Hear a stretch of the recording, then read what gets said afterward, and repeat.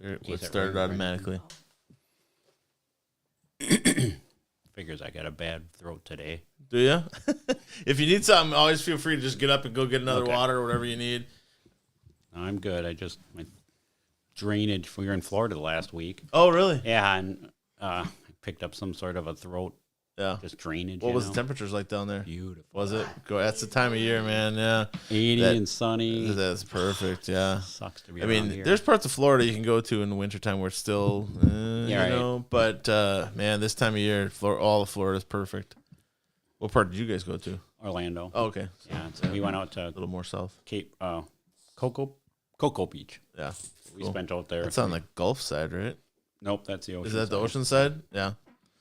Sweet. Courtney wants to know if there's a link she can type in. She can just go to YouTube and look for the Helpful Home Inspector. Yeah, go ahead and start. Give me some lead in, Pete.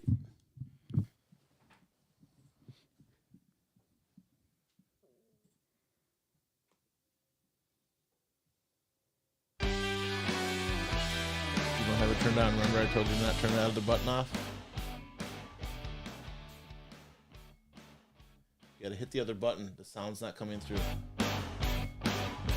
Turn it up. Higher.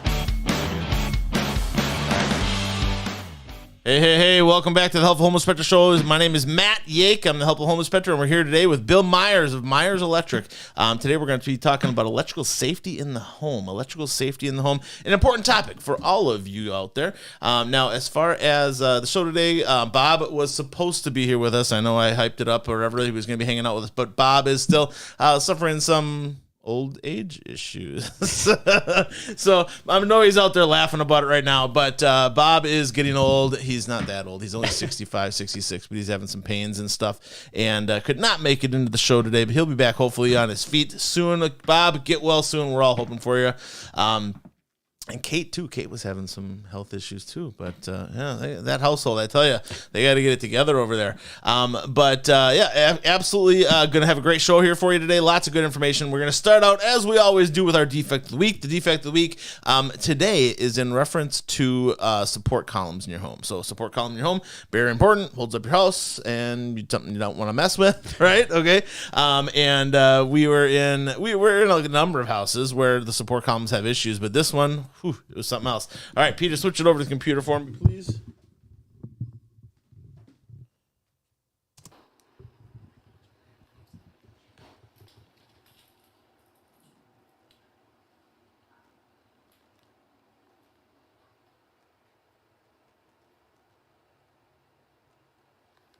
The phone is straight.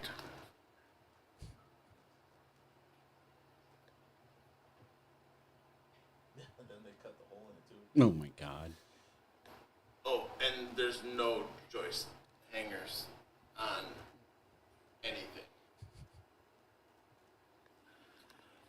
Oh, man. So that is the way all of the support columns were in that house. Switch it back over to us, Pete. That way it was how the support columns were throughout that house. There was 4 of them. Holy man. On a retaining wall block, no footing, not attached at the bottom, not attached at the top, crooked. I've seen a million of those. Holy man. I mean, this house was a bit of a hot mess to begin with, but I tell you, when you see that kind of stuff, and this guy had done a lot of his own work, all of his own electrical work, all in plumbing, all his to put on his own roof. He was very proud of it. You know, he was there before. I mean, I hope he's not watching right now, but he was there before. And he's like, "Oh yeah, put on the roof and put on a great shingle. This thing's gonna last forever." You know, and it's like, oh man, get up there and just wonky and just oh my gosh, Old farmhouses. This was not all that old of a house. It was probably a 70s, 80s house, you know? Yeah. It was one of the, like one of those 2-part manufactured homes, you know, where they bring in wheels, set it on the foundation with a crane. But man, you know, when you bugger up your house like that, it makes it tough. I mean, there was a house selling for under $200,000. We probably needed $125,000 worth of work. And that's what people don't understand. They don't It's a great deal. Yeah. Until you fix it. Yeah. They think that they're saving money, you know, by going to Home Depot and talking to the 16-year-old kid to do it on themselves. But Yes, I know. You can go and buy some 14-2 wire, and you can hook up a ceiling fan if you want, but you're putting all kinds of risks into it and stuff unless you really know what you're doing. Correct. And honestly, what are you saving? You know, you're going to have it fixed in the end anyways, and it's going to be more expensive than the original installation would have been to do it right in the first place. Yes. So columns like that, you guys, you can use lolly poles, okay? You can put in more columns if you want into your home, but you need to do it the right way, okay? There needs to be a proper footing underneath each column. They need to be secured at the bottom, and they need to be secured at the top in order to properly support the home, okay? Now, this holds up your entire home, so it's very, very important that be done correctly, all right? Now, as far as the save a buck for this week, we always give you a tip that's going to help you save $1. Is there a problem, Peter? Yeah, there's no space on the memory card. That's fine. It will still record. Can you guys see me out? No, it's recording on OBS, Peter. It's just using it as a lens. Somebody give me a comment out there. Can you guys hear and see us today? We'll see. There's usually a little bit of like a 1 or 2 minute delay in there. So, but as far as saving a buck today, we're going to give you a little bit of a electrical save a buck. So this is in reference to light bulbs. So the big push has been towards LED light bulbs. Oh, yeah. You see them everywhere. And every fixture is designed today to use LED light bulbs. So the problem that some people have with LED light bulbs is like with dimmer switches and stuff. Sometimes that gets a little goofy with frequencies and things, I think it is, right? But ultimately, switching out all of your incandescent bulbs to LED light bulbs will save you probably $200 a year annually. Yeah. If you run them a lot. Yeah. And I mean, commercially, it's more savings because they're on all the time. All the time. Yeah. Like if you have a commercial building or something like that. Yep. Yeah, for sure. Switching, like they went through when I was teaching and the LEDs were just coming out. They went through the whole school and changed out all the LED and all the bulbs to LED bulbs. And granted, it was the large expense project to begin with, but now these bulbs are going to last a lot longer. They're going to use a heck of a lot of electricity. And when you're talking about a school building, yeah, they're on all the time. Every day, all day, even at night, they're on, you know? So, yeah, very, very important, and it will definitely save you a buck or two. Now, Bill, plus you get Focus on Energy, too. Yeah, you get rebates and stuff. Yeah, and if you're doing a large project like that, I would imagine there's probably some specialty rebates. Yeah, for sure. Now, as far as Myers Electric goes, you guys are based out of Wales, Wisconsin, which is west of Waukesha, southwest of Waukesha-ish. You know, where is you guys' service area? We've gone to Iowa. We've gone all the way up north to Minocqua. That's a big trip. How do you get to Iowa? What happens there? We wired up. We do commercial buildings like 60-family apartment buildings, stuff like that. And so back during the recession, 2008, there was no work around here. Go wherever you. So one of my contractors we were in Dubuque doing a 60-family apartment building. Wow. So we got it. I don't normally go that far. Mm-hmm. Usually it's Madison to the Lake Shore. Yep. Down to Illinois, and up to Port Washington. Now, working in Illinois, we don't do Illinois too often because they fight us. They have weird regulations and stuff, and even with home inspectors, they get kind of if you're not union, you're not welcome. Yeah, and even with home inspectors, you have to take all these extra tests and all this other stuff, and it's like, holy man, you guys are just going a little overboard. They with do. It, you know? So only towards Chicago, it's worse, but the outskirts aren't bad. We have done stuff down there, but. Yeah, I mean, we were in Kenosha for a long time. We did a lot of hotels, and apartment buildings and stuff down there, houses. So that's such a booming area. Mm-hmm. Oh, there's so much growth. Yeah, that Mount Pleasant area and all that stuff. Oak Creek. Yep. Oak Creek is just exploding. Huge. Yeah, we just got done with 630 families down there. So we try to stick around home. I mean, the Lake Country here is our main. Sure. As far as an LED, how long will an LED bulb last?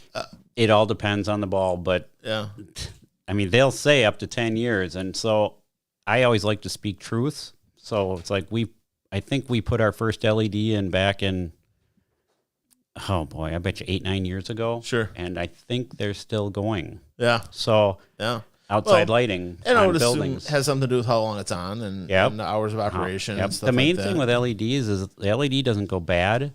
It's the drivers or transformer, or because you're converting energy. Yep. So those drivers are what goes bad. The LED might last forever. Yeah. I honestly don't know, but the drivers go bad. So that stinks because you can't just change it. Can't change that part out. Right. It's all a sealed thing, and that's the thing with a lot of LED light fixtures these days too. With these little replacement can lights and stuff, it's a sealed thing. You can't Change it. You have to change the whole fixture, unit, and that's a bad thing.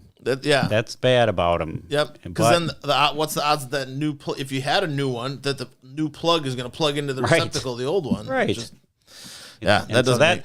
I mean, for replacement, that's bad. Yeah. But longevity, it's good. Mm-hmm. So I think the good outweighs the bad. Yeah. Well, and even if you have like just a regular light fixture and you go out and buy they had like at Ace, they had a box of 4 LED light bulbs for like $2. Yeah, you know, they've come down in price so much. Thank God. It's crazy. But if you buy those 4 bulbs and you replace them in your home, you're saving money today. You are. And a lot more than what you spent on the bulbs. Correct. You know, so Back in the day, those were $20. You know, Yeah. and then it wasn't worth it. Yep. Now it's to the point where it's well worth it, and I would definitely recommend it. Well, and some people are hesitant. They're like, how these light bulbs working just fine. Why should I? Okay, you should replace it because it uses a lot of electricity. Yes. So if you have a 60-watt bulb, okay, you're using 60 watts of electricity every time that light bulb turns on and operates. That's a half an amp. Yeah, every time. Every Yeah. time. Now, with an LED, you're talking about 2 watts. Yeah, You know? it's like nothing. It's yeah. minuscule. It's ridiculous, the difference. But It reduces our.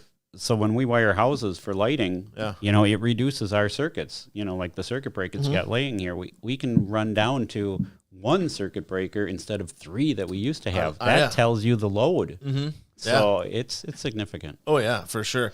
And the effort that it takes is minimal. The cost is minimal. It just Correct. that doesn't make any sense to keep running incandescent bulbs. Right. Plus, you can't hardly find them anywhere. I mean, nobody's gonna. No, thank God. Eventually, they're going to be gone. And if you're like, oh, I don't like the light from it. Newsflash, they come in different tones. So and that's the hardest part to learn.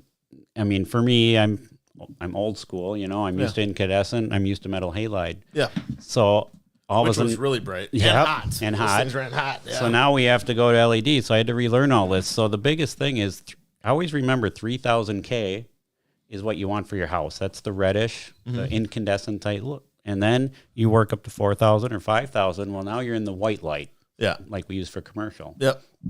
And that people don't understand that. They run to Menards and just buy that LED, and then they get home and it's white. Yeah, And it's, oh, this is so bad. It makes me look so bad in the mirror. yeah.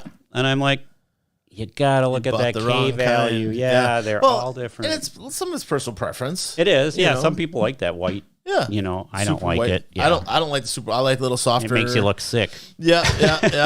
I like the little softer, kind of more an outdoor light, Yeah.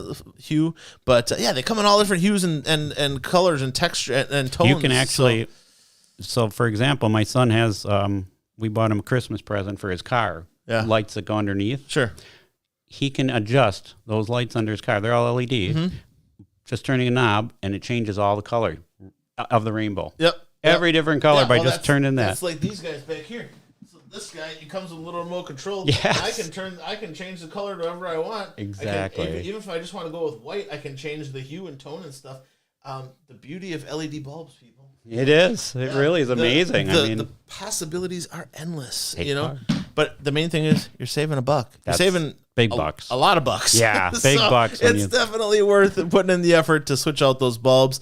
And if you don't want to do it yourself, if you have high bulbs, you can always call a me up. qualified electrician, Myers Electric. Their information is also up on our website, helpfulhomeinspector.com. You can get their information there, whether you want to email Bill or you want to give them a call to set up an appointment. Give them a jingle. They'd be happy to come out and help you with your project. Now, as far as pricing for electricians go, I know it's gone up because labor's gone up. It's just a correct. fact of what's Well, going on. material is outrageous. That's what, I mean, our labor hasn't gone up much. Unfortunately, I wish it has. Yeah. But the labor cost or the material costs have gone up so much that you got to keep the labor in check just to keep it fair. Keep it fair for the customer. Yeah. So Yeah. you got to. We have to charge more for the material. It's terrible. But yeah, no, our service calls are $90. Oh, okay. You know, so we're there for So an it's hour. $90 van in your driveway. That's Yep. your pays for your first and then hour. we charge a trip charge depending on your location from if you're our office. if you're too far away. Yeah, yeah. it's staggered as the farther out from Yeah. Delafield you And go. obviously, plus then materials Yes. come into play and stuff like that. But Yeah. very reasonably priced. You know, when you think about the fact that if you do it wrong, you could end up in the hospital. You could burn your house down. There's all kinds yeah. of there's all kinds of bad stuff. If you're not a talented, handy person, you should not be messing around with electricity or gas. Those things kill you, okay? If you want to screw up your toilet and mess up some plumbing, That's fine. Nobody's going to die, okay? But when it comes to electric and gas, you definitely want to avoid those kinds of things. Question up on the board, how long have you been in business? So we've been in business my entire life. Oh, really? Yeah, I'm 52, and my dad started our business back in 62. So my dad decided to go on his own in 62, and he was an electrician way back. Which takes guts. Yep. Yeah. So he started us out in 62. I bought him after I got out of college. So I went to Madison, graduated with a business degree, and then I put myself through school doing this, working for Dad. Yep. And then in 92, I decided to buy him out. Sure. So obviously it took many years to buy him out, but he was pretty much out of the business when I was 24. Yeah. And he retired and never looked back. There you go. Because I don't blame him. Yeah, yeah. And then I've been doing it since I got my master's license for electrical when I was 24 years old, one of the youngest one in the state. Yeah. So That's cool. I was proud of that. Yeah. And then How many folks you got working for you today? I don't know. I bet you 31, I guess. 31. Yeah. Whew. It's a lot of people to keep track It of. gives and takes. You know, we've been as big as 80 to 90. Yeah. You know, but it's just 30 is about the perfect range. Yeah. Yeah. Comfortable. It's quality control in our business. You got to really watch every guy that works for you and make sure they're going to do the way you want it done. Yep. Yeah. That's your reputation. It is. You know, and got many years. Like I tell my guys, I'm like, guys, all it takes is one of us to screw it up for all of us. That's right. You know, and so we've got when I'm bugging you about punctuation in your reports and stuff like that, know that it's just a reflection of all of us, even though it's just your report. You know what I mean? So anything that's got our name on it, anything that's got your name on it, you want to make sure that it's done right. And to manage people takes time, effort. Yeah, it does. I mean, that takes a lot. Yeah, you know? we talk to all the guys every day wondering what happened here, how'd it go here, double check this. Yeah. And no one's perfect. Yeah. It's like I always tell everybody makes mistakes. It's how do you handle your fact of mistakes? being a human. That's right. Yeah. Can you handle your mistakes? Can you go back and fix them? Can you remedy it to make everybody happy? You're going to make it right. That's all that counts. Yeah. Oh, and home inspectors, people think we're perfect. Yeah. It's like, There's we're no not way. perfect. No I one's mean, perfect. We do the best we can. We try to see everything we can, but you know what? I don't have extra vision. I can't tell the future. There's going to be things that I didn't catch the first time around. Maybe I'll catch it the second time around. But, the thing is hiring is the highest quality person you can so that, your mistakes are smaller and less frequent. Well, and it's hard to pick out that person because if you've never met that person before, how do you know they're going to do a good job? Yep. I mean, I always tell people it's like, what is that? 60 years of business. Yeah. We're still here. We're still hanging out. Yeah, we did something right. We did something right. Yeah. Obviously, we haven't pissed off too many people. Yeah, So for sure. I guess you kind of look, when I hire someone, I look at the longevity because if they've been here that long, the newer companies I feel bad for because how do they get reputation? Yeah. You got to get your foot out there, but Yeah. If you don't have that time out there, it's hard to get people to call you. But I always say if people have been here this long, we've dealt with, I've seen it all. I can almost say that. Yeah. We did the domes down in Milwaukee. Sure. All the new greenhouses. Before they're crumbling and falling apart? Well, they built new greenhouses next to them. Yeah. I mean, millions of dollars of greenhouses, Oh, and yeah. we did all that electrical on that. So that's a very unique project. Oh, yeah. I mean, all the watering systems. And so that's something that, where would you ever do that? Yeah. That's a city job. So Yeah. from that to farms we work on, from homes to Apartment buildings. Yeah. to industrial factories. Sure. That's crazy. Yeah, it's neat. It's neat to see. What's the biggest project you ever worked on? Oh my gosh. I bet you it was probably, I don't know, probably the domes. Those Yeah. greenhouses were probably the biggest dollar. Yeah. But we're doing a 103 unit apartment building right now, and it's in Menominee Falls, and it's really outstanding because they're building it like a resort. Oh, okay. It's got a huge indoor swimming pool. Where is it? This isn't over by the Costco there, is it? No, this is you know where the golf course is there? What is that little Silver golf? Spring Nope, the other one. in Menominee Falls. It's right on the border of Menominee Falls and Brookfield, kind of. I'm blanking. I can't think of the address over there, but Yeah. that's that little golf course. Yeah, but anyway, it's they have a huge common space for the elderly that they can swim. There's a golf simulator. There's a golf simulator? Wanakee. Yeah. It's that right. was like up for sale for a little bit. Yeah. And now it's back So up right and running. past Wanakee is Sure. this monster project. Yeah. And it's probably one of our unique ones. It's really super Making cool. it like a resort. Holy cow. Yeah. So we're halfway through it right now, and that's a pretty big project. Yeah. That's cool. Very But good. We do lots of those. Yeah, very good, very good. Now, the next thing we're going to get into is our main topic for the day. So the main topic for today is electrical safety in your home, and we're going to talk a little bit about how to make your house safer. We're going to talk about things that should be in your house, things that shouldn't be in your house, and give you a little bit of insight how to make your home more electrically safe for you and your family. So electrical hazards in the home. You know, the biggest one that everybody thinks about is electrical shock, right? Correct. Electrical shock, and the main thing with electrical shock to keep in mind is that 1 milliamp of electricity across your heart can cause a heart attack or heart arrhythmia and could lead to death. So electrical shock's pretty serious, okay? We also have fire risk with the electrical safety that's installed in all our fixtures and things like that. A lot of that has been mitigated, so we don't have as many electrical fires as we used to, thankfully. But through stupidity, we can still cause electrical fires. Okay, and by stupidity, I really mean ignorance. Okay, and not understanding or not knowing. Okay, Extension cords. extension cords. Yeah, I mean the ignorance that people have out there as far as their total understanding of electrical safety is very, very low. And so for that reason alone, you shouldn't be doing too much of your own electrical work, okay?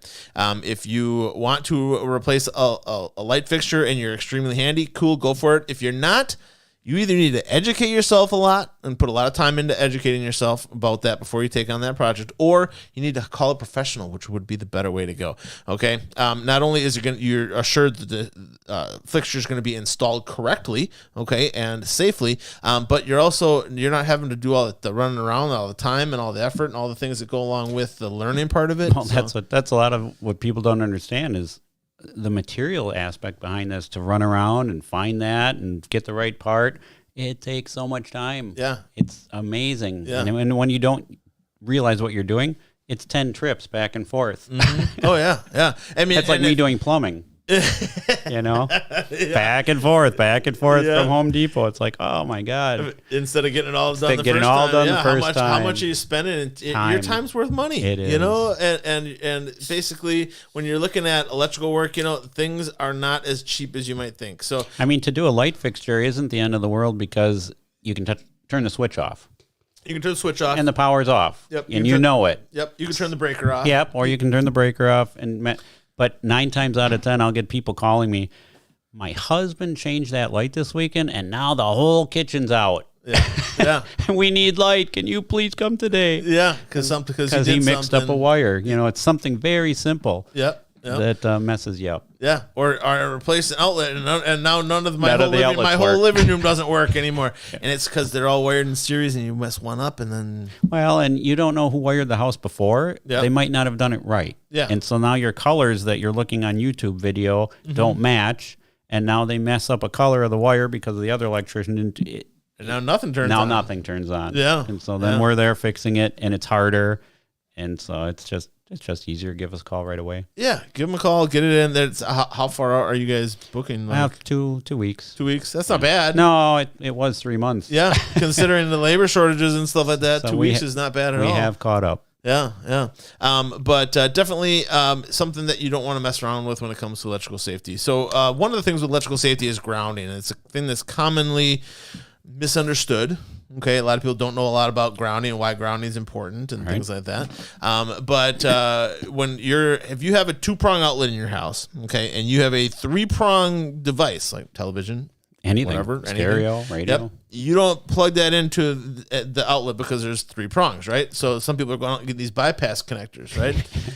You're eliminating an important piece of that device and putting your new $1,400 television at risk because you bought this little thing that, now I can get power to it. Yes, but now you don't have any place for any excess electrons to go. They're going to go back into the device and they're going to fry the device. You got it. So especially lightning or surge. Lightning surge. I mean, and while here in the United States, our electrical grid is much more stable than elsewhere in the world. Okay. It still has surges and fluctuations occasionally, and that the time that could damage your device. And that's where this grounding comes into play. The grounding also will help in the event of electrified, canister screws, all that kind of stuff that might be in there as well to save your life. Okay. But with grounding, it's something that's essential and it needs to be done properly. And if you don't have a good ground on your outlet, if you don't have a good ground on the house, if you don't have a good ground at the electrical panel, it's a system that all has to work correctly together. Now you can screw up one piece of that grounding and you screw it up for everything else. It's very serious because, so for example, a ground goes from your electrical box also to your water bond, your plumbing system, and hopefully out to your well and into the ground. That's the best ground. Yeah.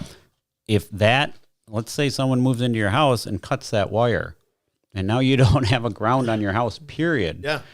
Now you don't have anywhere for that excess electricity to go to ground out. So it can electrify your whole home.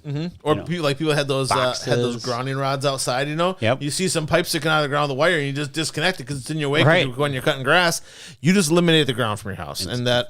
So if lightning hits your house, anything, or if you have a short, it'll heat up all the metal parts that it's touching. It could heat up your faucet. I mean, I remember years ago, I plugged in my Sawzall back when we plugged tools in, and I went to touch the pipe that I was going to cut, and it was sparking. Oh, that's not a good sign. No, that's not a good sign. The pipe was hot. That's not what you want. Yeah. So, thank God I was there, and we fixed it. We found it. The ground was cut. Yeah. And that was it. But I mean, I remember one time at a restaurant, we had their counter. It was a stainless steel counter, and the kids were touching it when they were prepping food. Oh, okay. And if they touch that counter in a different pipe, they got electrified.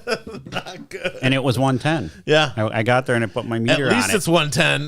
The table had pushed against a floor outlet.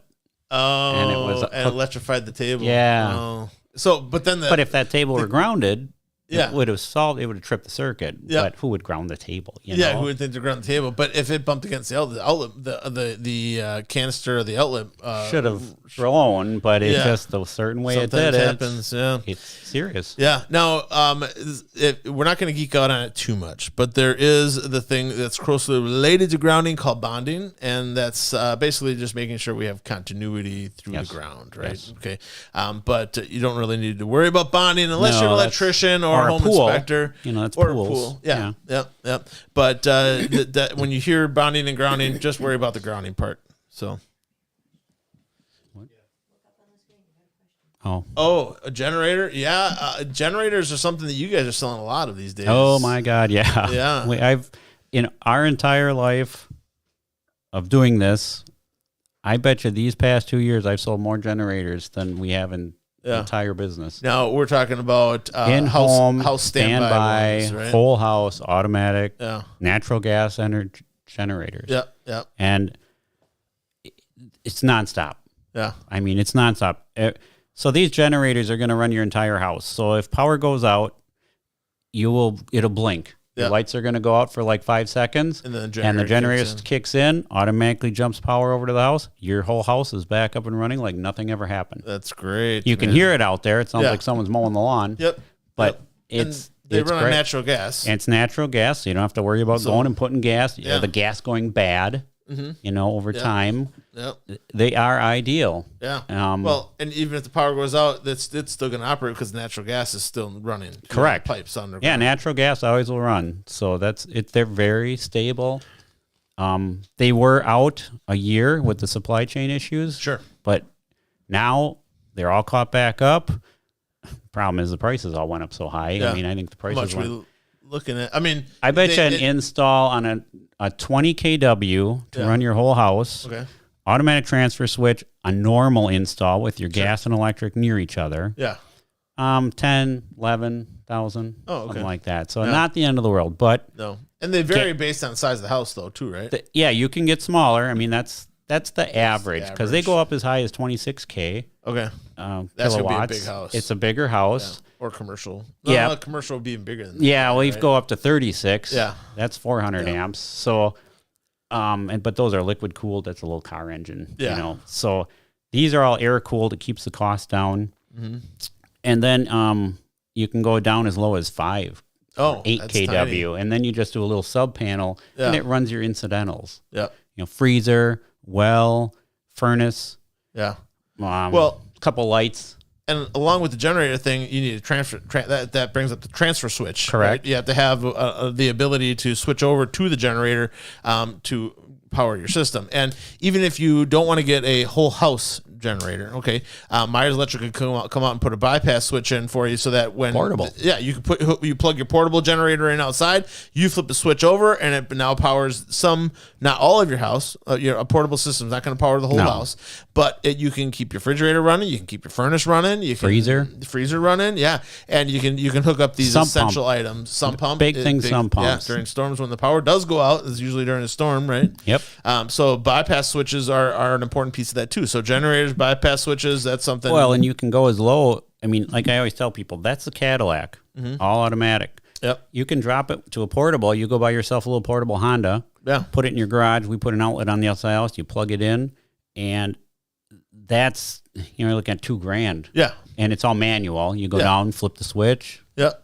But there's always all different options. Lots of It's- different options yeah, in there that you don't need to be inconvenienced. But like we had sometimes this summer when we had some of those storms last summer. I mean, everybody we was had out for days. 2 or 3 days. Yeah. You know, I mean, oof, that's no fun. I mean, granted, the power did come back on. It wasn't like we were out for a week or anything like that, but still 2 or 3 days without electricity. Well, the big thing That is everybody. stinks. Most of my customers they have places down south. Sure. They want to know that their house is covered when they're gone. And they don't have to worry about during it. the winter. Yeah, So that they're not going to lose all their meat from hunting season or Right. whatever. Yeah. So those are the main people that, hey, I want my house covered when I'm gone, that the furnace kicks on and off. Yeah. And so And do it automatically. peace of mind. Yeah. Yeah. So lots of different options. If you are interested in a generator, give Bill Myers a We call over at Myers Electric. Yeah, we do Generac, Briggs & Stratton, Kohler, Yeah. Cummings. Those are Cummings has one. Well, those are big commercial. Okay. I'm like, I haven't seen any of those around the houses I'm in. No, those are commercial Yeah. ones. So Yeah. those are Usually we see the Generac ones and we see Kohler. I haven't Yeah. seen a lot of Briggs. Briggs are the big ones now because the customer service Briggs has Sure. for dealers. Oh, It's and very and good. local. Yeah. So Briggs and Generac, very, very comparable. Yeah. Same unit. I always say the same. Generac, we actually wired the first Generac factory Oh, in cool. Wales. Yeah, he actually works there. He's a Really? He's a sales rep. Yeah. Yeah, Bob Kern was my dad's good friend. There you go. He started Generac. Yeah. Actually, Bob's kids work there too. Bob, Ben. Ben, Ben's yeah, a mechanical engineer there. Yeah. So we go, my dad and Mr. Kern, he's gone. He passed away Yeah. now, but I grew up with Generac in our backyard. Sure. And so Yeah. 'cause now they're huge. They have a plant. Oh, no, is that quite Wales? It's North Prairie. Yeah. Yeah, that Yeah. was their first one. And they Yep. started in Wales. They Sure. rented a building right Okay. by my dad, and that's where Sure. they first started. Sure. So Yeah. Having coffee. yeah. There you go. There you go. Cool beans. All right. Now, as far as electrical safety in your home, there's always the discussion of volts and amps. Volts and amps. Which one's more dangerous? Amps. Amps, right? Yeah. Volts is aren't basically bad. the volts isn't bad. Volts like what pushes the electricity. The amps are the actual zap. Well, and it's the unbalanced load. So it's coming out of that machine. Yeah. And it can zap you. can I mean, get ya. that's what's going to kill you. The volts are fine. I mean, that's 110 volts. It's not going to hurt. Yeah. It shocks you, Yeah, it literally, shocks you. you Yeah. know, But but it's not it's gonna not going to hurt you. I mean, Yeah. everybody's been zapped a couple times. Oh yeah. And don't open that at least neutral. it's 110. Yeah, 220 gets a little bit more serious. You're gonna know it at 220. Yep. At 110, you might just feel like pulsing or something like that. Yeah. It all depends because the electrician is it's gonna close your muscles. Yep. You know, so I always, it's like a horse fence, you know, don't grab onto the horse fence. Yeah. You will stick to it because your muscles it ain't gonna contract. let go. Yeah. Tap it with the back of your hand first, and then you're. Yeah. Well, and that's with the electrical panel too. I mean, Same thing. Yeah. So as an electrician, as a home inspector, we know that we touch the back the panel on the can, which is the metal part of the outside of the electrical panel. We touch the back of our hand to that first, because if it's electrified, our hand's gonna contract. And if I'm grabbing the handle or something and it happens, then I'm holding on to that. And I'm not letting go. Yeah. Until someone gets you off. Exactly. So touch it with the back of your hand. Even if you do get electrified, you fall away from it, and you're not going to be continuing to get electrified. So if you're going to operate your electrical panel, so you say you think you're confident enough, do you want to change the light fixture on your own? Cool. Go down the electrical panel, make sure the panel is not hot by touching it with the back of your hand before you go in there to turn your breakers off. And that would be hot because your grounding's messed up. Yeah. Yep. It all leads back to that. Exactly, because your grounding is attached to the can on the inside. So if that's screwed up, then the can's going to be hot. Correct. So always as a home inspector, we want to make sure they do that. But even as a homeowner, you're going in there to turn a breaker off to if you want to change an outlet or change a fixture or something like that. Or if there's a problem and you want to turn the power off, you got to make sure to always touch that with the back of your hand before you go and operate that door. So the next thing we're going to get into is AFCI and GFCI. So GFCI is older, has been around a lot longer. AFCI is a much more recent regulation, and very recent. Yeah. So, I don't know. I have one of them here. So, oops. Shelf down. I don't know if you guys got to see that. The whole shelf took off on me. It was one of those IKEA shelves. So, yeah, we got Sasquatch down there. So what we've got here is the NEC code book. Okay. That's our Bible. Look at that monster. That's what Holy cow. That's a lot of pages of code and regulation. And it's not little print. No. that not tells big us print. Yeah. That tells us everything. And that's what my test was on, that entire book. That's crazy. That's what we have to know. And people think that us as home inspectors know all of this. There's no way. No. That's why. And plumbing is like that. Heating's like that. Yeah. And you can't know it all. I think that when it comes to building code and regulation and stuff, it's important, but a little overdone occasionally. Very. Okay. And there's a lot of extra fat in there. Yeah, and a lot of times when they're making changes to the NEC or any code book, they come up with new code books every 2 years, basically. Okay. They're adding things in, I think, sometimes just to sell more books. Sell the product. Someone invents this, we need to put this outlet, AFCI, and we can sell 1 million of them now because it's in the book. Because it's in the book. You got to have, and they're expensive. Yep. Yeah, they're very expensive. So as far as the AFCI breakers, they're a newer regulation, and basically we had an electrical inspector come and he looked at our panel and he's like, "Oh, they should all be AFCI breakers." I'm like, "Really, dude? The whole panel? Come on." And it's overdone. Yeah, originally what it was intention to protect bedrooms and things like that. And the biggest thing with AFCI breakers is that they were in your panel. Okay, and they were not something that is a point of use item, like a GFCI is a point of use item. Correct. Used to be in your panel, like you could still find some older homes. Yeah, you can, and you still can put them in the panel. Oh, okay, sure. Yeah, definitely. Just not as often. Well, the problem is the breakers are more expensive than the outlets. Yeah. So we prefer to do an outlet over the breaker because it's half the price. Sure. So it all comes down to cost. Sure. What does the GFCI stand for? So GFCI is ground fault circuit interrupter. AFCI is a arc fault circuit interrupter. So the arc fault protects the neutral wire. Yep. GFCI is just point of use, like you said. It's not for the neutral. So what they're doing is the breaker protects the hot wire. Yeah. At the source there at the breaker. Mm-hmm. Now they want to protect the neutral, the back feed. Yep. And that's what these breakers are doing. Yeah. All because of... That's why they have the extra neutral. You got it. And there. So I always say it's because there was 1 in a million.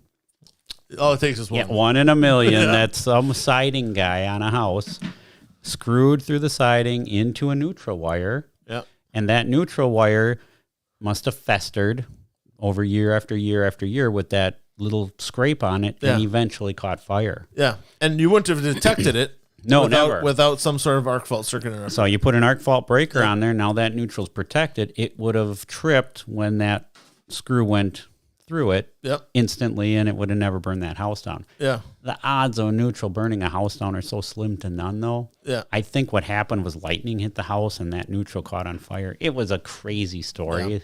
But here we are. With arc faults, a very sensitive device as well. So very sensitive. And it's there to protect you. Like if you are hanging a picture and you put a nail into the wall and you pierce a wire. Yeah, the neutral. Yeah, a neutral wire. It's ultimately, you're not going to notice it at the fixture or anything like that unless you have an arc fault circuit interrupter. Correct. So if you did tap into that wire, the breaker would turn off. So the breaker would go to that probably the halfway position, right? Yep. And you would go down to the basement and you would try to reset it, but it wouldn't. Usually you can trip them by hitting them. Oh yeah. Yeah, Oh, there you go. Yeah. They trip halfway. Yep. And then make sure you shut it all the way off. Yep. And back on. 9 times out of 10, people don't shut them all the way off, and it doesn't reset. Oh, okay. Then they're calling me. Thinking I turned my breaker back on, but it's not working. Yeah. Try it again. Go down your basement. Turn it all the way off as hard as you can. Yeah. And then it trips and back on. And sometimes the fixture can turn it off if the fixture has some pulsing in it or something like that. But if it does turn off and you go downstairs and you try to turn it back on and it won't stay on, then you did damage the wire, breaker. and you need either new breaker or we got to find out where you damaged the wire. Yeah. Now, I don't want to scare people that they have to have arc faults. Yeah. You don't have to have these things. You don't have to go and install them all. No, so your breakers in your house are covering you. If you screw into the wall and hit your hot wire, which is the important one, that's going to the breaker's going to trip even though you don't have arc fault. Yep. The arc fault only protects the neutral wire. And that wire, it doesn't have any power on it anyway, unless it's under load. Yeah, it's the ground. So the fact, I don't like to sell people on being scared. Yeah. So you don't need the arc faults. It's just extra precaution. Extra protection, yeah. That's all. Yep. So don't run out and change all your panel breakers to arc fault. They're very expensive. I think they're 50 bucks a piece. Yeah. But the one thing that I do, like when I'm in a home inspection and I come across these, I do advise people to test them because I'm required to. Yep. But the manufacturer says test them once a month. If you're testing these things once a month, you're going to wear them out. You're going to wear them out. It's a mechanical device. Yeah, it will wear out and you'll have to replace it just because you were doing what the manufacturer said. And that suggestion came from the person who manufactures them and sells them and makes a bunch of money off. You got it. So I would suggest, we talk a lot about on this channel about a 6-month maintenance cycle. So every 6 months, change your furnace filter, check your radon system, walk around your foundation, make sure everything's good, walk around the outside of your house, look at your roof. It doesn't take a lot to check your house every 6 months. And alarms. Test your smoke alarms and stuff. Yeah, smoke alarms, they say test 10 once years. a month too. Well, smoke alarms have a date on them. Yep. So if you question your smoke alarm, just take off the smoke alarm, look at the back, and it's got a date. It says it expires on this date. Yep. It's usually 10 years. 10 years. Take it off, throw it away, put a new one on. Well, and today the new ones are coming with sealed lithium-ion batteries that you don't have to worry about changing the batteries. But after 10 years, it's going to let you know. They get dusty, and they false trip. Yep. But after 10 years, the new ones have a little thing in it that automatically go off and they start going crazy. And the only way to stop it is to change it, get rid of it, throw it away, throw it in the dump. And they're cheap, really, for what your safety is. Oh yeah, it'd be like in that Friends episode where Phoebe's trying to turn off her smoke detector and it won't turn off, and it's in pieces and it starts beeping again on her. So basically with AFCI breakers, test them once every 6 months. Okay, and they're basically just an extra precaution. Usually, you only find them in new homes, as it's a requirement of NEC in order to pass building inspection in a new home. They're going to have them in there, but it's not something to run out and start putting all in your house and stuff like that. Now, on the other hand, GFCIs are something that you want to make sure that you have in your house, and this is an important safety device because it prevents electrical shock. Correct. Yeah, that's when you drop your hairdryer in a wet sink or a tub. Yep. This will stop Yep. you. You will not feel it. No, and I always It's say instant. it's protection for husbands and kids because the wives aren't going to make this mistake. Okay, so your wife gets a new curling iron, razor, whatever, and it's sitting on the counter. You're shaving or whatever. You dump it into the sink. Your initial reaction, no matter who you are, no matter grab how it. well educated you are, you cannot reach in there and grab it, even though it's something you're going to want to do because Correct. if you don't have a GFCI protection in there, You will shock. You're going to get electrocuted. Yeah. So the old movie where the guy's in the bathtub and then jumps the toaster in to kill himself or whatever, that couldn't happen as long as there's GFCI No. protection there. And These are so protective. Like I said, when I was taking my Sawzall and plugging it Yeah. in and touching the pipe, if that would have been GFCI'd, it wouldn't have been. it just would have sparked a second, Yeah. and off it goes. Yep. It's instantaneous. You cannot feel a shock Yep. from a GFCI. You'll be more scared by the button tripping. Yeah, than you're you will right. From any electrical shock. Have you done security systems? Do you guys install security systems? Well, we do. I don't advertise it. Yeah. And there's certain things where you just like, we know exactly how to install them. On the big buildings that we do, we do everything. It's We do integrated, camera yeah. systems. We do the door entry systems on these buildings. We do Wi-Fi stuff. Yeah. I mean, it's all integrated, and we do all the CAD 6 wire. Well, Yeah. CAD 6 is the new. It used to be Yeah. CAD 5, so we can do all data, computer wiring. But the security stuff, it's actually quite simple. It's low voltage. Yeah, it's all low voltage stuff. So we definitely can do it. We just you always have to have a security provider to monitor it. So Yep. usually those people just do it. Just do it. Yeah, so we don't get into it too deep, but Yeah. I definitely can do it. Yeah, when I was in college, I actually did wiring for. It was what was the company? They're out of Madison, but we wired up schools for Wi-Fi and stuff because it was a new thing. Sure. And Ethernet and cable and Yep, all that kind of yep. stuff in all the rooms. And we were working right alongside all the electric. All of our raceway and everything we put in was all the same Yeah. stuff. The electrician was going in. It was all side by side. So it's something that would make sense. Yeah. But there's so many little things. That you Well, can get that's the into thing. You that- gotta pick. I mean, see, like I'm licensed for refrigeration, for air conditioning. really? Yeah, Yeah. I did all that when I was a kid because my dad. We did it all. Did it all. Yeah. And it's like back in the day, we used to do it all. Garage door openers. Yeah. Well, when I took over, I figured, you know what? I know how to do all this stuff, but I can't get employees that know how to do it all. Yeah. So then I had to limit it. I said, let's do one thing and do it well. Yeah, because you want to be able to send any of your guys out to do any job. Right. And that's just what you need to be able So to do to that's- schedule things, you know. So I Yeah. limited it down to the electrical and stuck with that. So long and short is yes. yes. But If you have electrical and you want us to come and look at your security, we can do it. he's not jumping at it though. Right. I'm not going to But jump he's, at it. if you call him and need him, they'll be happy to come out and help you. So, But I can refer great people too. oh, I'm sure. Yeah. You know who the guys are in the industry. Correct. But GFCI is very important to have in your kitchens and bathrooms. Is the main place that I recommend them. If you're gonna Basements. go and refer to NEC, they want them in basements, outside, garage. They want them absolutely everywhere. Wherever there's water. Yeah. If you're going to take a cord and put it in water, Or near that's- water. near water, Yep. consider having a GFI. Yep. We had a contractor coming at us because it was a brand new build, and we called out that there was no GFCI in the laundry room, and he's like, well, because there's no laundry tub, it doesn't need to have GFCI in there. But now that used to be right, Yep, yep. but now the rule is no matter what, if there's water within 6 feet of an electrical source, it must be GFCI protected, whether there's a laundry tub or I don't even think it's 6 feet anymore. I think it's the whole less than room. that. Is it the whole room Yeah. has to be? Yeah. Like kitchens, it used to be 6 feet from the sink. It's Yeah. everything now. No, it's everything. Okay, sure, yeah. GFCI's $15. Yeah. To get a good one? They used to be, but my numbers They are could be- all they off. could be more- well, it depends on I'm the sure quality. they've gone up, Yeah, it so- depends on the quality that you're purchasing and stuff too. But I mean, if you're planning on $15 to $25 an outlet for GFCI, Yeah, probably correct. Now, in most cases in a home, they like in a kitchen, we can use one or two of them just. Well, you to, can. What you can do is you can. There's an in and an out. Yep.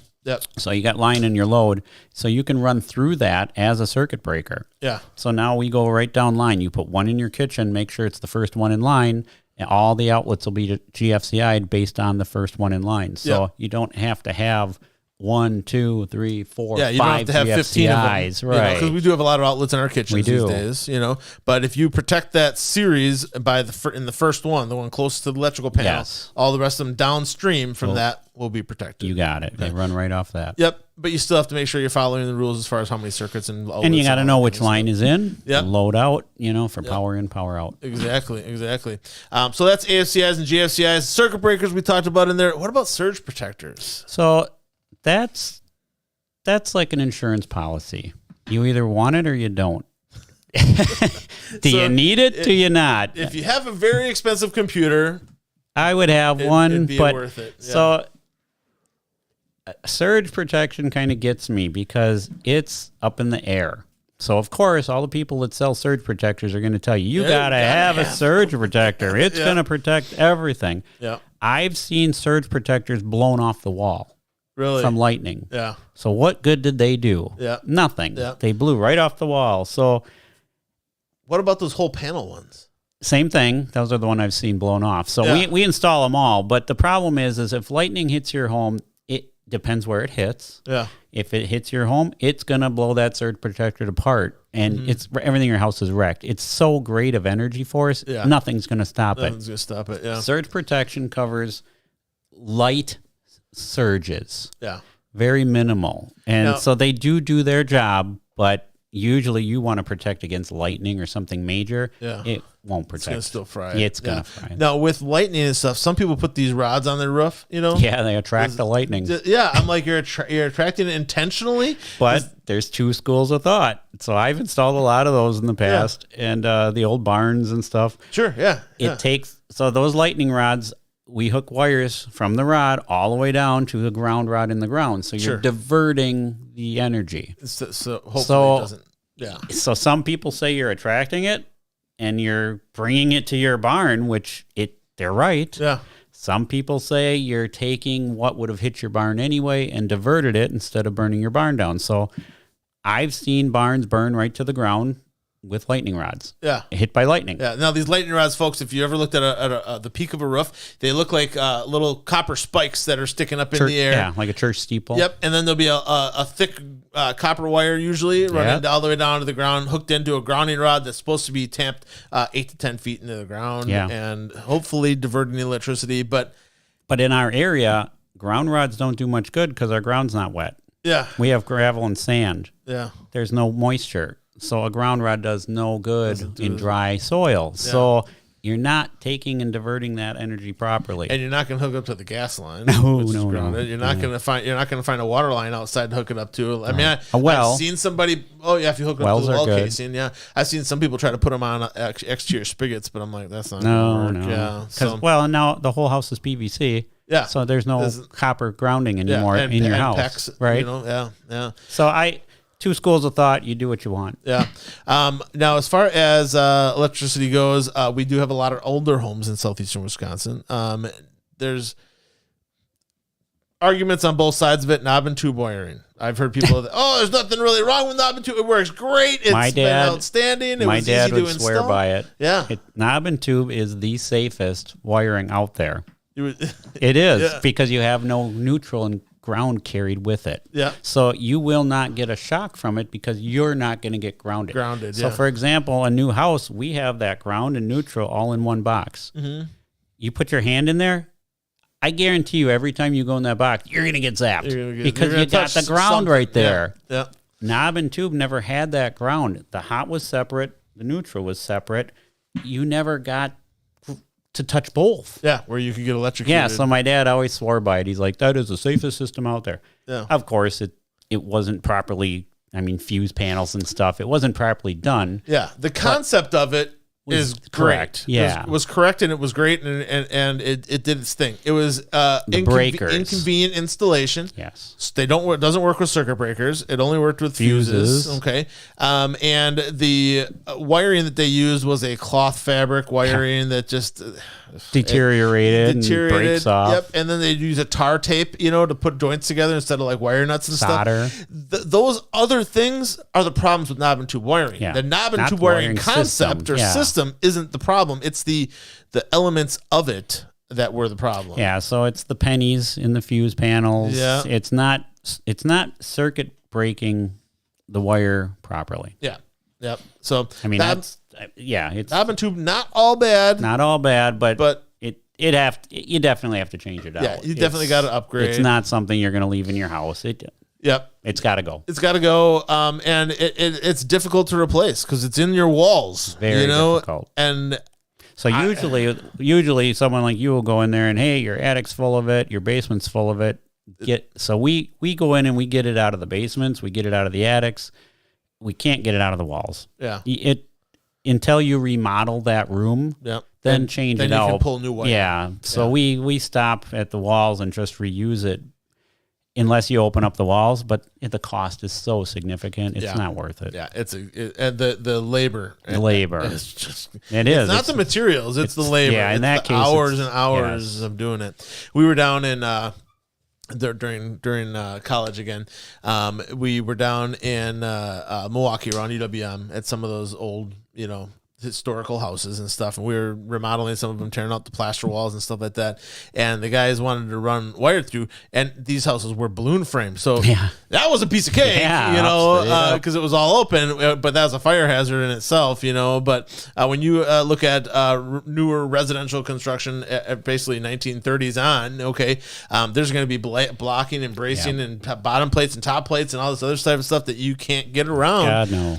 Without tearing apart the wall, Yeah, so we got to cut and by the time you pay our labor, it's cheaper to open up the wall. Yeah. You can pay a drywall guy to come in and patch that very cheap. Yep. Reasonably. Mm-hmm. Whereas you're paying us double him to sit there for hours trying to fish one wall to save a little patch. Yep. Just cut the hole in the wall, get it we done. cut the hole big enough where we can screw the panel right back on. Yeah. Then the guy just has to mud up the edges. And drywall's easy to fix. It is. It really is. So along with the knob and tube, fuses is something you definitely want to look at getting rid of. So we're talking about these guys. Yeah. You can still get them at the store. You can still buy them, and they're upgraded a little bit. They're still are what they are, though. They can be bypassed, Fuses, again, another great technology. Works when it's needed to work. Back it in works. the day. Yeah, it functions, and it didn't go bad. No. And that kind of stuff. But it was too many people did too many bad things with them, and the insurance industry got wind of it. And So I had a job one time. God, this goes back to me probably being 13, 14 years old. I'd run around with my dad, and Sure. so my dad, we went to a house one time and they were complaining that they smelled smoke in the house. So my dad says, go up in the bedrooms, check all the lamp cords. Yeah. So I ran around, checked all the lamp cords, and I went and grabbed this one extension cord that was laying on the floor in the carpet. Yeah. And it melted in my hand. No. It burned my hand. And it was laying in the carpet. So the whole carpet was all melted right up to that lamp. So there was something wrong with the lamp. In the fuse panel was a penny. Yeah. Someone put a penny behind the fuse, which then bypasses bypasses the fuse's capability to blow. We saved the house from burning down. Yeah. Oh, yeah. If that's under the carpet like that. Yep. Yeah. It was and that's like all melted and it was ready to light. When we did our Christmas safety thing, it's like you shouldn't run your extension cords underneath mats, and things. Floor mats and things. I realize you don't have extension cords. It might go a little bit longer, Pete. You don't want to have extension cords underneath rugs and things like that. It's something that you want to make sure that they're exposed so you can see if there's going to be a problem or something like that. Yeah, just try and not have it. That's why the code has outlets every so often in your house, because you don't want extension cords. So the code is there to eliminate that. Yeah, and to protect you. Yeah. Now, some of the older electrical panels, you guys do a panel swap. How much is a panel swap these days for 200 amp panel? So 100 amp or 200 amp to upgrade to a new panel. Again, it all depends on if you're changing the outside of the house, changing the inside, doing the whole works. You're looking at about 3,500. Okay. To upgrade, and that's upgrading your service to 200 amp and a panel? Yeah. Okay, so $3,500, and you go from a 100 amp panel up to a 200 amp panel, and you get the newer technology and all that kind of stuff that goes along with it. But then you got to think about, do you want to bring your power underground to your house now? Oh, instead of do you want to go overhead again? Options, so overhead is more expensive actually than underground. Now, if you already have 200 amp service and you just want to switch the panel out, That's a lot cheaper. It's 1,500. 1,500, yeah, $2,000, depending, something $2,000. like that. Yeah. Half the time. Yeah, half the time. I mean, the most expensive part is that when you do that, you do have to now upgrade to AFCI. You have to all bring the breakers. If you okay, so the general rule is with the electrical panel, if you touch a circuit, it has to be brought up to building code. Yeah, correct. So anything we touch has to, and it's the right thing to do. it's the right thing to do. It is. Period. Yeah. But so that means when you do that panel, you got to put all your AFCI breakers in and all that kind of stuff. You need to get a building permit. Yep, electrical inspector has to come and Yeah, inspect. people, you got to be need- licensed. Yeah, get a building permit. Okay, I realize it's just the city wanting to get my $50. Yeah, it is, but there's also going to be an expert that's going to come out that's going to protect you from harming yourself to make sure that it's done properly. And honestly, going into the electrical panel is not a place for a homeowner. No. Your screwdriver touches the wrong thing, you're having a really bad day, people. Okay. Well, the thing with inspections is a lot of guys aren't licensed. Yeah. You know, and that's why I read that book for 4 and 5 years to take the damn test, so I know it.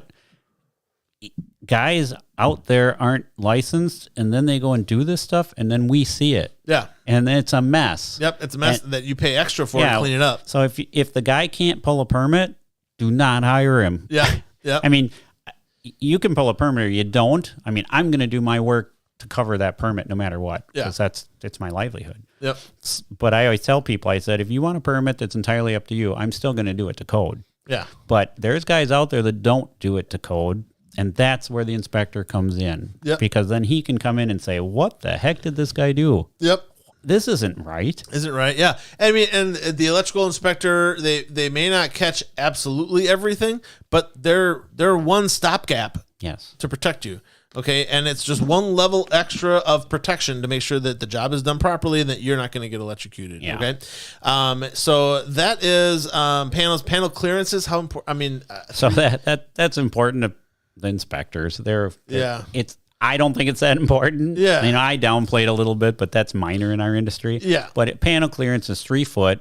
Yep. So what they do is they take, according to the code book, it's a 3 foot box. Mm-hmm. Doesn't matter where the panel's in that box. Yeah. You just have to have 3 foot by 3 foot in front of it clear. Yeah. And that's just the minimum. So even if you're in the corner of the basement, you still you have a box around that. Box. Yeah. And it's just that you don't want to put your washer and dryer in front of the electrical panel. Right. Okay? Because you need to access it. Well, we need to work on that panel. Yeah. And it's called safety clearances. Yeah. So when we're working on that panel, that's a box that if we get electrified or in trouble, we can fall backwards and get out of trouble. Mm-hmm. And that's all those clearances are for. Yeah. Well, and in the event of an emergency, you don't want to have to call over your washing machine to get your electrical panel. You know, common sense. And if you're working in the electrical panel, you also don't want to be in a wet area. No. You know, so they used to put electrical panels right over the sump crock. I see those once in a while. Yeah. It's like nothing like having a panel there and all of a sudden you fall in the sump crock and you're in the water holding on to power. Awful idea. Yeah. I've seen it happen. Yeah, awful idea. All right. So that is electrical safety in your home, people. Be safe out there, okay? If you're not qualified to work with electricity, call Myers Electric, me up. Okay? I'm here to answer any questions. Call away, all right? We've always got someone on the phone. Yeah, and it's just so much smarter for you, okay? Oh, phone number? Phone number? On the website? The phone number's on our website, helpfulhomeinspector.com. But what is it? 262-968-3753. There we go. We've had that since 1970. Tammy will flash that up on the screen on the replay and stuff for us all. Or if you're listening to on the podcast, remember, a podcast is going to be up on Monday that you can listen to the podcast about electrical home safety on your way to work. But that is electrical home safety. Now, we do have a giveaway this week. We are giving away a Milwaukee Mini Light. You can see that. It's a little bright there. It's these little guys. These little guys, they work great, super bright. They have a little adjustment there. I have probably 15 of them.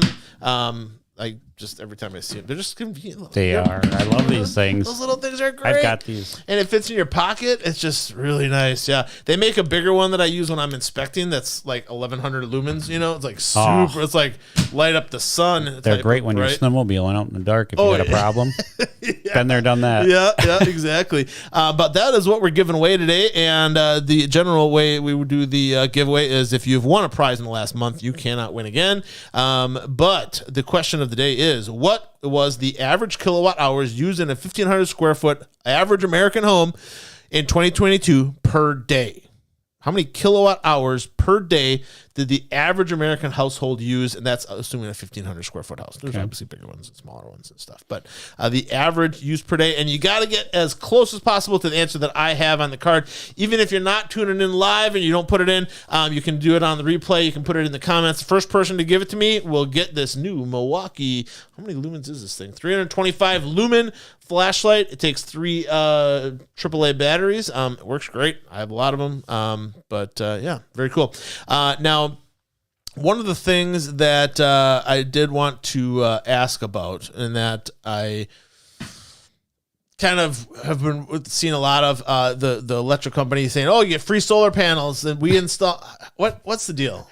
Is that nothing's free? Nothing's free, and I know how expensive. I mean, to put a solar panel system in your house, $20,000 to $30,000, right? Is that stuff you guys deal with at all? Yeah and no. I turn away from it because I don't believe in it just yet. Yeah. I don't think the cost, you're not going to get the return to your cost.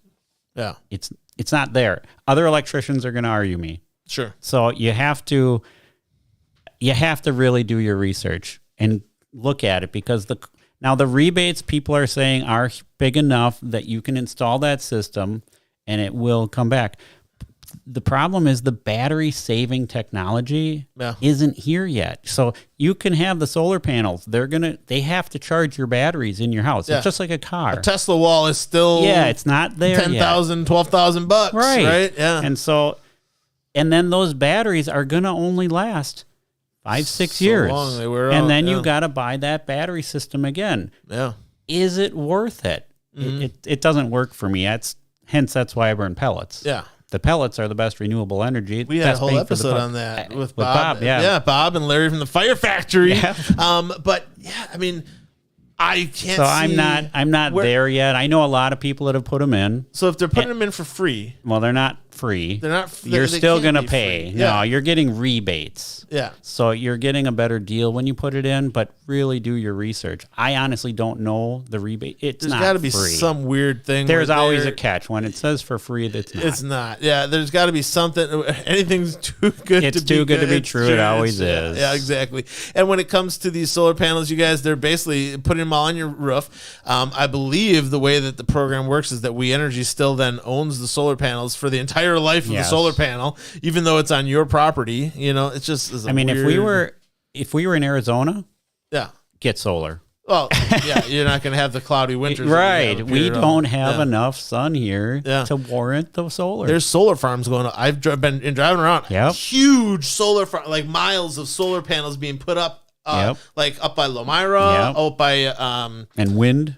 Yeah, and the that's been up for 10 years now. But man, it's just a solar panel only produces so much power, and it's just not enough. Yeah, and the solar panels, they degrade over time. Yes, so they don't transfer as much. They don't produce as much electricity over time, and then they have to be replaced, and then you have to buy new ones. But it's coming. The technology is getting better. It is with Tesla and the batteries and everything. It's coming. It's just not here to my standards yet. Yeah. But the technology will eventually be at a point where it makes sense. Yes. But it's not. I like it's the kind of idea like buying of the the shingles. new cell phone. The shingles. Oh yeah, they have some of them coming out now. Yeah, that's with the awesome. solar panel shingles. That's totally a cool idea and makes sense. Yep. You know, as especially if you have a south facing roof or whatever. You know, but with as far as the Caden Martin gets 30 kilowatt hours. Caden Martin won the flashlight. Congratulations, Caden. 30 kilowatt hours. It's actually 29.82 or whatever was the average in 2022. We use approximately 30 kilowatt hours. So when you're looking at your electric bill and you see how much per kilowatt hour, that's how you figure it out. Yeah, that's how you figure it out. And if you're running 50 kilowatt hours, tell your kids to turn the lights off, people, you know? 30 kilowatt hours average usage. Now, the last question as far as electrical goes that I got for you is, do you think the electrical grid can sustain the electrical vehicle usage as it is increasing? Absolutely not. I can't see it either. I'm boggled because we have focus on energy. Mm-hmm. And that's We Energies. So We Energies is giving you money back to change your light bulbs to LED to save energy because... Which you can get for free, by the way. If you go to Focus on Energy, they'll give you free LED light bulbs. Yep. And so here they're trying to get eliminate electrical off our grid just because we need to right now. Yeah. And now I'm running around installing electric car chargers all the time. Yeah. It's like putting electric ranges in your garage. Yeah. That's how much power these things draw. And we're adding tons to our grid. Yeah. It can't sustain it. And until they do the structural improvements that we ultimately is going to have to be a federal government project. Yeah, it's you know? huge. I mean, you're talking about changing the entire electrical structure of the United States. I mean, you look at California. Brownouts. They can't run their air conditioning. Yeah. And now we're adding more electric cars? Really? They're mandating What's more them important, in California. air or your car? Yeah. They have some weird thing in 2025. They have to set 50% electrical vehicles. And I'm like, what? Yeah, how guys can are they? crazy. Yeah, they can't support what they have, and it baffles me. Yeah. Yeah, I don't know. So that is electrical safety in your home, folks. Thanks for Bill Myers for attending this week and helping us out with understanding a little bit more how to make our home a little bit safer.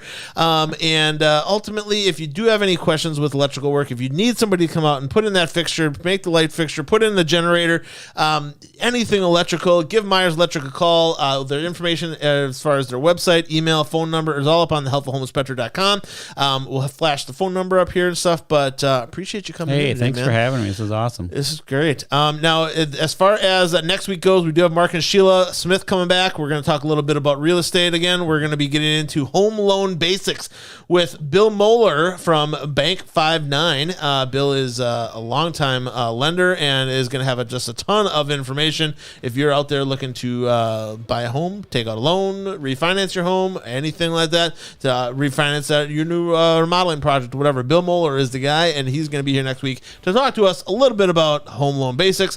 Our other subtopics, we're going to get a little real estate market update. We're going to talk about the bubble or no bubble. And then also we're going to talk about laminate flooring versus luxury vinyl plank and installing it in your home, and lots of other good stuff for you. So thanks again for tuning in today, you guys. Appreciate you.